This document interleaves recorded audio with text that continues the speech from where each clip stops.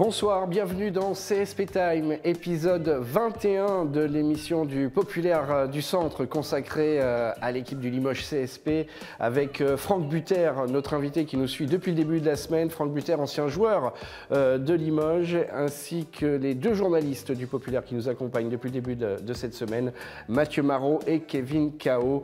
Bonsoir messieurs, merci d'être avec nous. Bonsoir. Bonsoir. Alors dans cette dernière partie d'émission, on va s'intéresser au top et au flop. C'est notre façon chaque semaine de conclure cette émission. Je vais d'abord m'adresser à Franck, notre invité. Qu'est-ce que vous avez retenu de bon, de moins bon, votre top pour cette semaine CSP? Le top, c'est le début de saison de Rudy Gobert. Qui explose tout en NBA. Je suis très content parce que c'était un gars qui justement en championnat de France avait un peu du mal à prouver, et puis finalement là-bas il s'éclate comme un gamin. Donc et je suis content parce qu'au moins c'est un Français et puis qui est capable de marcher sur les plates-bandes des Américains, donc ça me plaît. Votre top, Mathieu, de cette semaine? Mon top, ça va être pour les anciens Limougeaux. Là, on a eu dernièrement dans nos colonnes Mathieu Wojciechowski qui nous a parlé de sa nouvelle vie en Pologne, ou Adrien Moerman. C'est des garçons qui sont restés extrêmement disponibles, qui sont intéressants, qui sont partis vivre autre chose.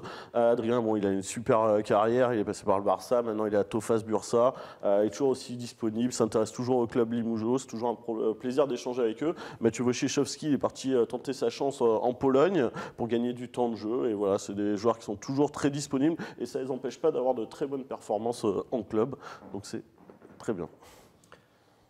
Kevin, Franck a votre parlé top? de NBA, moi je vais parler du basket régional. Mon top, ça va être aux 4 clubs limousins qui sont leaders de leur championnat, donc Fétia chez les filles en NF1, LABC en NF2 chez les filles.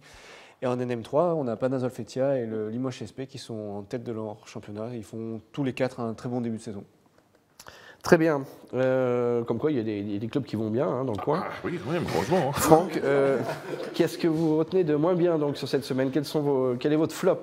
Mais je ne voulais pas, mais voilà, c'est le résultat de mercredi soir, le match de Limoges qui a laissé passer une possibilité de bien se positionner pour la qualification pour le top 16.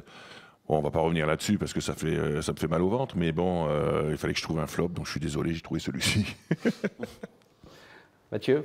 Moi, c'est les difficultés c'est un peu pareil, mais plus généralement, c'est les difficultés du Limoges CSP à l'extérieur.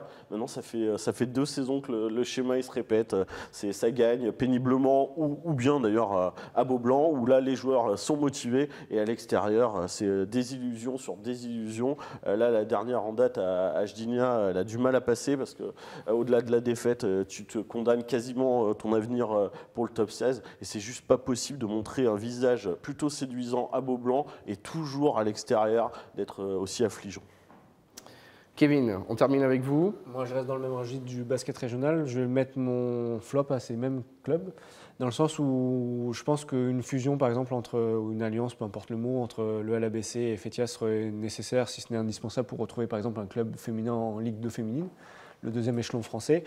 Et on peut penser qu'avec 4 clubs en NM3, donc il y a Panazol Fétia, Limoges CSP, l'ASPTT, Limoges et Landouge, Limoges-Landouge, ça fait un peu beaucoup, et que peut-être, je ne sais pas, une union, une alliance, pareil, ça a été fait, ça n'a pas marché avec l'ASPTT et Landouge à l'époque. On pourrait peut-être avoir un club en NM2, la dernière fois c'était le CSP, ils avaient fait l'ascenseur. Voilà.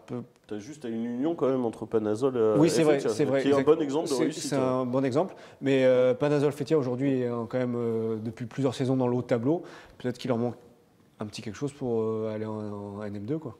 Merci messieurs, merci de nous avoir accompagnés toute cette semaine dans ce CSP Time. C'est donc terminé pour cet épisode 21, une émission à retrouver en intégrale dès demain sur notre site internet lepopulaire.fr et sur Facebook, où vous pouvez nous laisser vos commentaires et partager votre opinion avec les propos qui ont été donc tenus dans cette émission. On vous donne rendez-vous maintenant dans 15 jours.